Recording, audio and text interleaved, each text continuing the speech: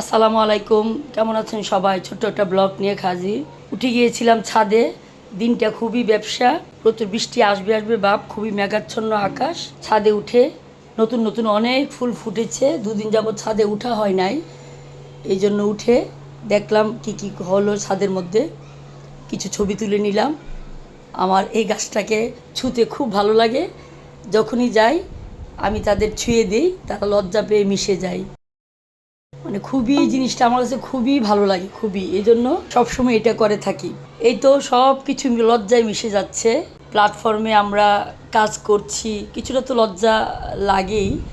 তারপরে যতটুকু পারি নিজেকে একটু গুটিয়ে, নিজেকে একটু সামলিয়ে সুন্দর কিছু সামনে আনার চেষ্টা করব। সব কিছুকে ছুঁয়ে দিলাম, সবই মিশে গিয়ে এলো। তারপর পুরোটা ছাদই ঘুরলাম। বৃষ্টির পানি জায়গায় জায়গায় জমে আছে, আজকে এগুলোকে পরিষ্কার করতেই হবে, কারণ আজও বৃষ্টি হবে। ছাদ তা না হলে ড্যামেজ হয়ে যায়। এই ফুলটাও নতুন কালকে ফুটেছে। এই ফুলটা পানিতে রাখলে অনেক দিন থাকে, এই জন্য ছিঁড়ে নিচ্ছি, গড়ে রেখে দিব। দেখতে খুব ভালো লাগে, খুবই সুন্দর ফুলগুলো। বিভিন্ন পাতাবাহারের ফুলগুলো যখন ফুটে তখন খুব ভালো লাগে। আর আজকে তো বিভিন্ন কালারের ফুল পুরো ছাদ ফুটে আছে, এই জন্য ছাদটা আজকে একটু বেশি সুন্দর লাগতেছে। সব কিছুতেই ফুল ফুটে আছে। এগুলা দেখতে বা এদের পরিচর্যা করতে খুব ভালো লাগে। ছাদে উঠতে হবে, ছাদে আমাদের সম্বল। টমেটোগুলো আমার একটু বড় হয়ে যাচ্ছে, কিন্তু গাছটা মনে হয় মরে যাবে। এই জন্য পাকার অপেক্ষা না করে কাঁচা টমেটো তরকারি রান্না করে ফেলবো। তারপর এইভাবে ঘুরে ঘুরে বারে বারে সব কিছু দেখছি, ফুলগুলো দেখছি।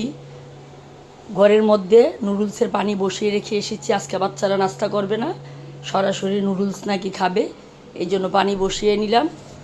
নিয়েই তারপর ছাদে চলে এসে টুকটাক করলাম, ঘরে এসে পানিতে দিয়ে দিলাম। আকাশটা ভীষণ মেঘলা, খুবই মেঘলা, বৃষ্টি হবে। গরমের বৃষ্টি আমার একদম ভালো লাগে না, প্রচুর গরম বেড়ে যায়। এই তো নুডলসগুলোকে সিদ্ধ করে নিলাম, পাশাপাশি টুকটাক কেটে নিলাম। রান্না করা মাংস দিয়ে দিব সাথে।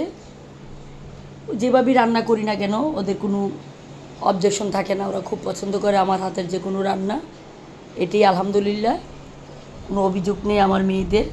আমি যেভাবে রান্না করে দিই তারা সেভাবেই খেতে অভ্যস্ত। সব কিছু দিয়ে নুডলস রান্না করে নিয়েছি। রান্না করা মাংস দিয়ে ডিম, টমেটো, কেচাপ সব কিছু দিয়েই তৈরি করে নিলাম নুডলস। এটি সকালের নাস্তা তাদের। পাশাপাশি আমরা রুটি চা খাবো। চা এখনও আমাদের নাস্তা এখনও খাওয়া হবে না, এরা খাওয়ার পরই আমরা খাবো। রান্না হয়ে গেল।